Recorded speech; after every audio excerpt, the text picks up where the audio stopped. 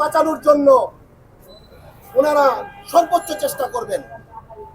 সর্বোপরি কি চান আপনি সর্বশেষ? আমি সর্বোপরি ঢাকা বিশ্ববিদ্যালয়ের ফজলুল হকের যে ঘাতকরা এবং জাহাঙ্গীরনগর বিশ্ববিদ্যালয়ের আরেকজন ছাত্রকে যেভাবে পিটি হত্যা করা হয়েছে, এর সর্বোচ্চ শাস্তি শুধু আমি একজন না, বাংলাদেশের 17 কোটি মানুষ যেন সন্তুষ্ট হয় এরকম একটা বিচার আমরা দেখতে চাই।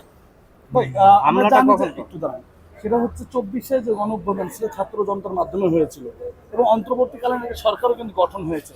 সে সরকারের হাতে এখন দায়িত্ব, কিন্তু বিভিন্ন জায়গায় আমরা দেখতে পাচ্ছি ছাত্র সমাজ বা ছাত্র নামধারী কিছু লোক বিভিন্ন অঘটন ঘটাচ্ছে। মুভের নাম করে যে কাউকে ছাত্রলীগ ট্যাগ দিয়ে পিটানো হচ্ছে। একটা সাধারণ ছাত্রকে হয়তো ব্যক্তিগত রেশারেশির কারণে হয়তো বা ট্যাগ দিয়ে পেটানো হচ্ছে। এই বিষয়গুলো আসলে কতটা ভয়ানক বলে মনে করেন আপনি? এই বিষয়টা আপনার 2008-9 সালের ক্রস ফায়ারের মতো আমার কাছে মনে হয়।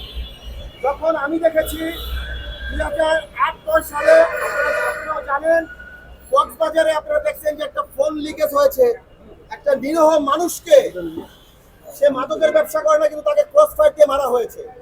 তো আমি মনে করি 2008-9 সালে যেভাবে মিথ্যা ক্রস ফায়ার দিয়ে মানুষকে গণহত্যা করা হয়েছে, এখন দেশ স্বাধীন হওয়ার পর নিরীহ মানুষকে হিংসায়িতভাবে ক্রস ফায়ারের মতো মারা হচ্ছে। এখান থেকে বাঁচতে আমাদের সবার এক হতে হবে, প্রশাসনকে আরো শক্তিশালী হতে হবে। মামলাটা তাহলে কখন করছেন? আগামীকাল তো কোর্ট বন্ধ।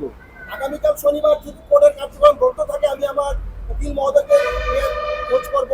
যদি বিশেষ কোর্ট বন্ধ থাকে, আমি অবশ্যই রবিবার সকাল 10টায় আদালত প্রাঙ্গণে এই মামলা করার জন্য হাজির হব ইনশাআল্লাহ। আপনি কি বাদী পক্ষ হয়ে মামলা করছেন? আমি রাষ্ট্রের পক্ষে, রাষ্ট্রের একজন নাগরিক হিসেবে রাষ্ট্রের পক্ষ হয়ে, তোফাজ্জলের পক্ষ হয়ে মামলা করছি। বিশ্ববিদ্যালয় প্রশাসন কি বলবেন? সে কি ব্যর্থ? বিশ্ববিদ্যালয় প্রশাসনের এখন পর্যন্ত কোনো বক্তব্য আমি শুনিনি। তবে আমার এই বক্তব্যের পর বিশ্ববিদ্যালয়ের প্রশাসন, বিশ্ববিদ্যালয়ের ডিসি মহোদয় যদি কোনো বক্তব্য দিয়ে থাকেন, তারপর এটা নিয়ে কথা বলতে পারবো। কিন্তু এখন পর্যন্ত আমি ওনার কোনো বক্তব্য শুনিনি। অবশ্যই পারে না। আমি মনে করি আমি রাসেল মিয়া কেন প্রেস ক্লাবে আনবো? আজকে প্রেস ক্লাবের সামনে সাংবাদিকদের সামনে কথা বলার দরকার ছিল ঢাকা বিশ্ববিদ্যালয়ের ডিসি মহোদয়। আমি রাসেল মিয়া কেন এই তোফাজ্জলের জন্য প্রেস ক্লাবে এসে সাংবাদিকদের সামনে কথা বলবো? কথা বলা দরকার ছিল ঢাকা বিশ্ববিদ্যালয়ের প্রত্যেকটি প্রফেসরের। কিন্তু আপনারা কোথায়? আপনারা এখনো কেন চুপ করে আছেন? আপনারা এখনো কেন কথা বলছেন না? তাহলে কি ধরে নেব যে আপনারা এই ঘাতকদের সাথে হাত মিলিয়ে এক হাতে আপনারা চলতেছেন? আপনাদেরকে বিশ্ববিদ্যালয় থেকে বের করতে আমাদের 10 মিনিটও লাগবে না।